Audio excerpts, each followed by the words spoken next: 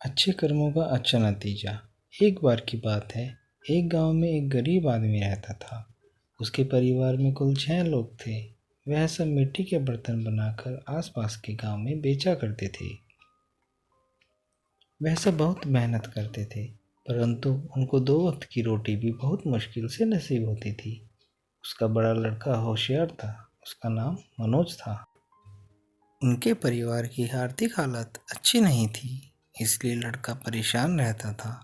वह पढ़ना चाहता था, परंतु उसके स्कूल की फीस भी जमा नहीं हो पा रही थी। मनोज ने सोचा कि कुछ किया जाए जिससे परिवार के हालात अच्छे हो सकें। उसके मन में एक विचार आया कि रोज़मर्रा के कुछ ज़रूरी मिट्टी के बर्तन आसपास के शहर कस्बे में घर घर जाकर बेचेगा। अब वह स्कूल से आने के बाद रोज़ पास के शहर कस्बे में जाकर सामान बेचता, जिससे वह अपने स्कूल की फीस जमा करता और जो पैसे बचते उनसे वह अपने परिवार की ज़रूरतों को पूरा करता। एक दिन वह सामान बेचने निकला। गर्मियों के दिन थे और न जाने क्यों आज सूर्य देव बहुत गुस्से में थे। बहुत तेज़ गर्मी थी। मनोज को सामान बेचते बेचते भूख भी लग गई और वह प्यासा भी था।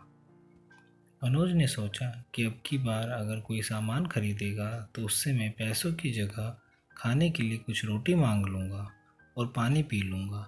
वह बहुत थक गया था। उसकी हालत ठीक नहीं थी। अगर उसको जल्दी कुछ नहीं मिलता तो वो बेहोश हो जाता। तभी वह एक घर के दरवाजे पर गया। उस घर में से एक लड़की निकल कर आई। लड़की ने सोचा कोई परेशान है और कुछ मांगने के लिए आया है, पर लड़की को समझने में ज़्यादा समय नहीं लगा कि इसे भूख भी लगी है। लड़की घर के अंदर गई और अपने माँ बाप को सारी बात बताई।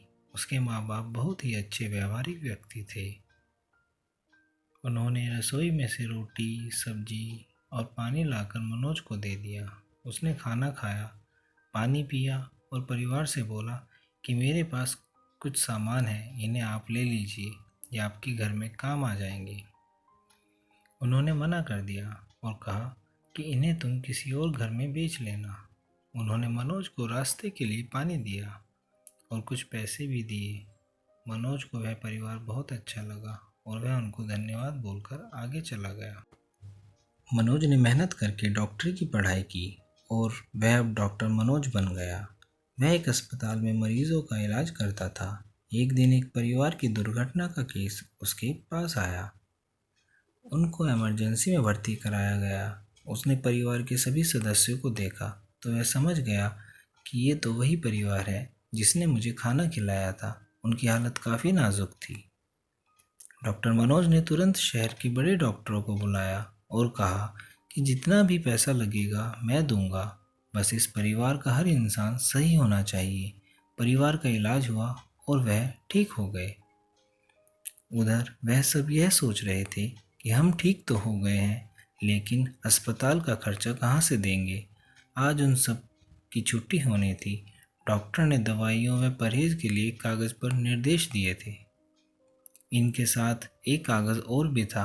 उस पर लिखा था कि आपको इलाज के लिए एक भी रुपये देने की ज़रूरत नहीं है, क्योंकि आपने इससे भी ज़्यादा तपती धूप में खाना खिलाकर पानी पिलाकर पहले ही भुगतान कर दिया था। परिवार को भी वह बात याद आ गई कि हमारे इलाज के पैसे उस लड़के ने भर दिए जिसे हमने बहुत पहले कभी खाना खिलाया था।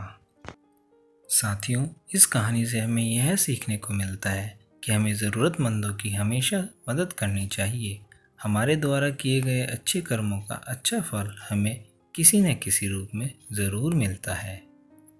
साथियों, आपको यह कहानी कैसी लगी है कमेंट करके ज़रूर बताएं। इसी तरह की कहानियाँ देखने और सुनने के लिए चैनल को सब्सक्राइब करें और वीडियो को लाइक ज़रूर करें। हम आशा करते हैं कि आप हमेशा खुश रहें और स्वस्थ रहें। धन्यवाद।